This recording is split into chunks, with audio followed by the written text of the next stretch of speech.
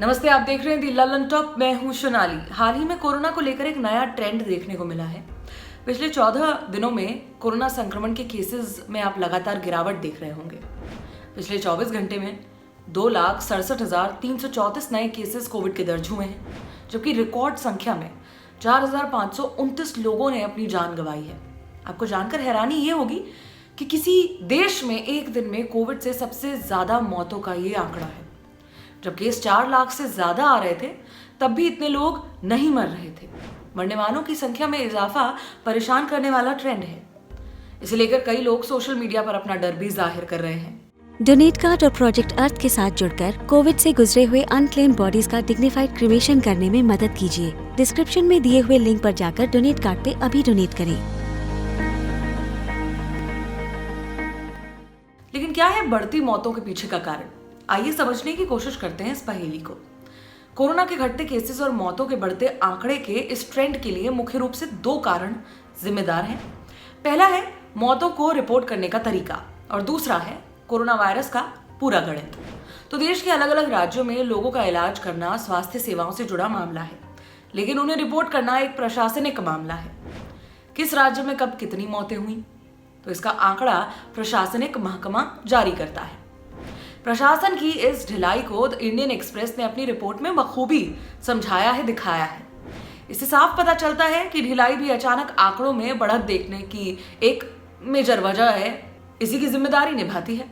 इसे हम महाराष्ट्र के उदाहरण से समझ सकते हैं। 17 मई को वहां कोरोना से 1019 मौतें रिपोर्ट हुई।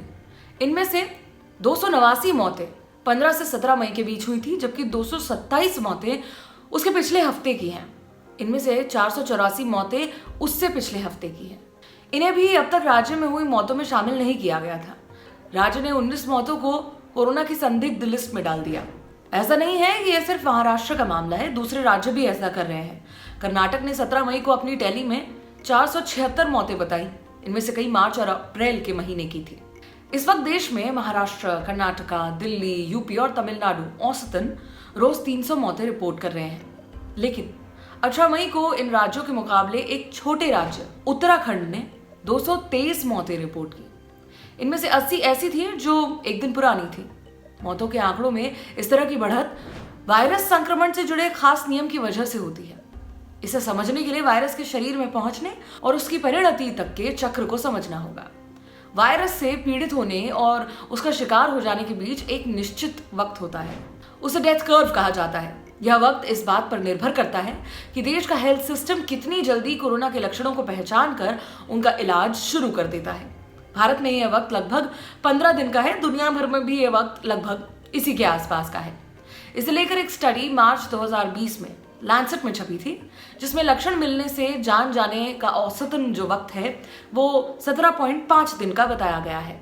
मोटा मोटी एक्सपर्ट्स इसे 2 हफ्ते का समय मानकर चलते हैं। Public health foundation of India के प्रेसिडेंट डॉक्टर के.एस. रेड्डी ने द प्रिंट वेबसाइट को ये बताया कि संक्रमण का पता चलने और मृत्यु होने के बीच 15 दिन का गैप अंतरराष्ट्रीय अनुभव जैसा ही है। जिस दिन भी ज्यादा मौतों का आंकड़ा आता है तो उन पर पिछले महीने के केसेस का असर होता है। कोरोना की प्रतिदिन होने वाली मौतों का उससे 15 दिन पहले आए केसेस की संख्या से सीधा रिलेशन है। यह लैग टाइम दुनिया भर में देखा गया है। अब चूंकि डेथ कर्व 2 हफ्ते का है, तो इसीलिए संक्रमण के आंकड़े गिरने के कुछ दिन बाद ही मौतों के आंकड़े गिरना भी शुरू हो जाते हैं। भारत में हो सकता है कि अभी कुछ दिन और मौतों का आंकड़ा आपको बढ़ते दिखाई दे। इसे उदाहरण से भी समझा जा सकता है। आसानी से समझने के लिए उन दिनों को लेते हैं जब आंकड़े छोटे थे। तो पिछले साल 23 मार्च 2020 को भारत में 103 नए केसेस रिपोर्ट किए गए। ऐसा पहली बार था जब देश में 100 का आंकड़ा पार किया गया हो। इसके 13 दिन बाद यानी कि 9 अप्रैल को 48 मौतें दर्ज हुई थी। यह उस वक्त कोरोना से मरने वालों की बड़ी संख्या थी, सबसे बड़ी। वहीं 26 मार्च 2020 को देश में 76 नए मामले दर्ज किए गए।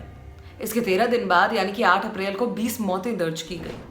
दोनों उदाहरणों में मृत्यु दर तकरीबन 30% है। यह एक ऐसी महामारी की मृत्यु दर है जिसके बारे में हम बहुत कम जानते हैं। जैसे जैसे कोविड मैनेजमेंट बेहतर हुआ, मरने वालों की संख्या भी तेजी से कम होने लगी, लेकिन संक्रमित होने और मरने के बीच का गैप अनिश्चित बना रहा। यह वही 2 हफ्ते का गैप है जिसकी हम चर्चा कर चुके हैं। बहुत नाजुक सा बैलेंस है ये। डेथ कर्व या लैग टाइम का मामला बहुत ज्यादा नाजुक है। अगर इस 2 हफ्ते के लैग टाइम में कोई बदलाव आता है तो मामला बिगड़ सकता है। यह बदलाव दिखाता है कि कोरोना संक्रमण के मैनेजमेंट में हेल्थ सर्विसेज नाकाम साबित हो रही हैं। कोरोना की पहली लहर में जब केसेस तेजी से बढ़े थे तब मामला गड़बड़ाया था।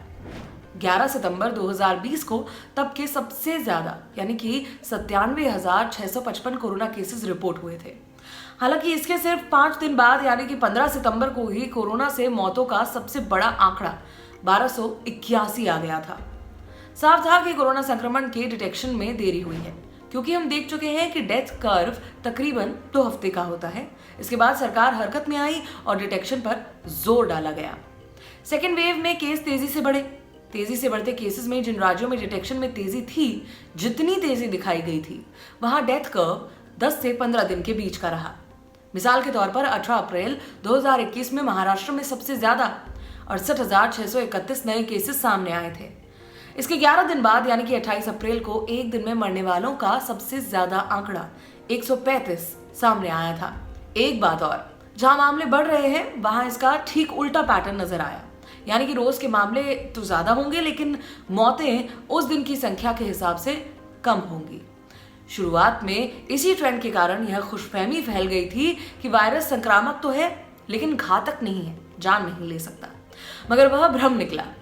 कोरोना के केसेस पर लगातार नजर बनाए हुए डॉक्टर विपिन वशिष्ठ का कहना है कि लोग सिर्फ एक दिन के आंकड़े देखकर मिलान ना करें। उन्हें कोरोना के डेथ कर्व को समझना होगा, उस गैप को समझना होगा जिसमें लोग संक्रमण का शिकार होते हैं और उनकी मौत हो जाती है। उस गैप को समझकर ही मरने वालों की संख्या में बढ़ोतरी को समझा जा सकता है। हो सकता है अगले कुछ दिन और मौतों के आंकड़े में बढ़त दिखे, लेकिन वह पिछले संक्रमण का परिणाम होगा, न कि किसी नई मुसीबत का। ये सभी उदाहरण और गणित एक बात साफ कर देते हैं कि कोरोना संक्रमित लोगों की संख्या और उससे मरने वालों की संख्या में एक खास रिलेशन है। जिस दिन केसेस पीक पर पहुंचते हैं उस दिन के 11 से लेकर 15 दिन के भीतर मौतों के आंकड़े सबसे ज्यादा दिखाई देते हैं। अभी जो आंकड़े दिख रहे हैं वो तब के हैं जब रोज 4 लाख या उससे ज्यादा केसेस सामने आ रहे थे। अभी कुछ दिनों तक मौतों के आंकड़े आपको बढ़ते हुए दिखाई दे सकते हैं। इसके बाद ये धीरे धीरे कम होने शुरू हो जाएंगे। उम्मीद है कि आप इस पहेली को अच्छी तरह से समझ गए होंगे। अगर कुछ कंफ्यूजन हो तो कमेंट बॉक्स में बताइएगा जरूर, हम उसका जवाब खोज कर निकालेंगे। खबर आपके लिए लिखी है हमारे साथी अमित ने, उन्होंने ये पूरी रिसर्च की है। मैं हूं सोनाली, देखते रहिए दी लंदन टॉप। शुक्रिया।